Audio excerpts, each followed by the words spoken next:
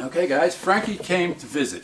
He's going to tell our story. Frankie and I have known each other for about 5 years. He came to him. His mother sent him to me, and I'm going to let Frankie talk and tell his story. Like I said, you might recognize him from TV, but that's up to him if he wants to talk about it.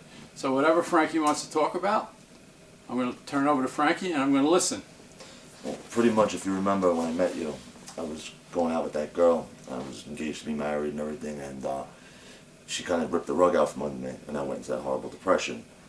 Well, I remember being in such a terrible state that my mother was nervous, everybody was scared around, my friends, they didn't know what I was going to do next because I got myself so sick. And I remember the day I met you, I don't remember if you remember this, you looked at me and you said, "She's not what you think she is." And I'm telling you, she's not what you think she is, and I used to get so mad at you. Because who was this stranger to tell me? Because I was so skeptical about even meeting you. You know what I mean? It was right. It was very hard to to get my hands around. Yeah. You know, it was difficult.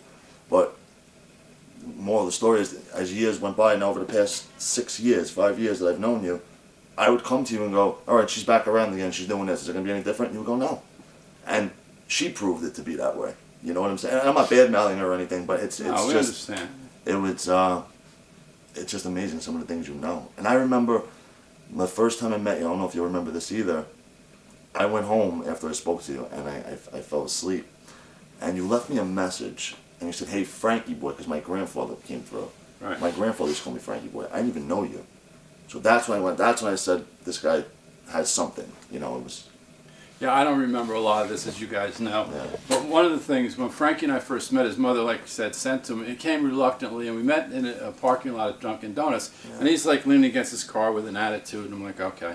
So I got right in his face. I said, "You're sitting in your room crying. You're going to your grandfather's grave. You want to be with him, you can't." And he just dropped his hands, dropped his face, and shook his head yes. Yeah. And that's where it started. And then more of it is like, how could it be? How could it be that, you know, I was more of a realist, like, you know, excuse me, people don't, you know, there's no mediums or stuff like that. This is all a hoax. But after meeting you, unfortunately, it is a hoax a lot of the times. Yeah, but that's why I'm saying, I guess I was just really looking to see what you were going to tell me, to really know. Like, if you remember, I didn't say a word to you. I let you talk. Yeah. I didn't say anything. And once you told me exactly what I was doing, you said you go into your grandfather's grave, it was scary for me. Yeah, that was pretty... Very scary. And I was, daily, every day. Yeah, when your mother called, she said, "Well, I'm worried about my son." I said, "Carla, I think he might want to take his life. You got to get him some help, or if he's going to see me." And you came. I was going to.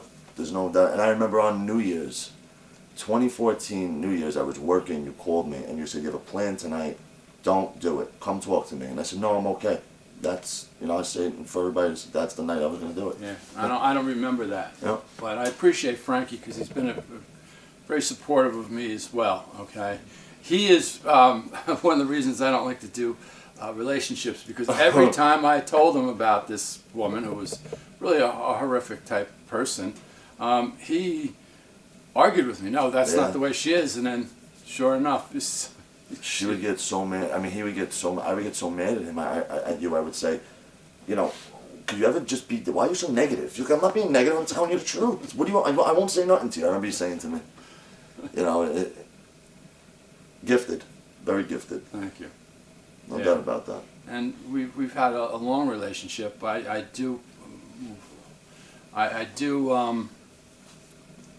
do is I do support sessions, and that's on the phone or in text.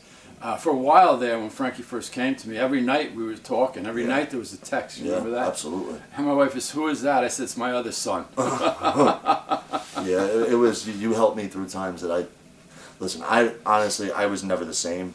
I think I had some kind of, whatever happened to me, I was never the same. I probably never will be the same. But I am stronger, and you have helped me through that, because without talking to you or knowing you, or you helped me, I probably A, wouldn't be here, or B, be in a worse position than I could ever imagine. Well, thank God your mother was pretty defiant. Yeah. You know, she wasn't strong. having it. She wasn't having it. She was, So, well, thank you, Frankie. I appreciate you coming. My pleasure. And I hope you enjoyed this little talk. Not too long. Hope we didn't bore you. And I'll We'll see you again soon. Take care.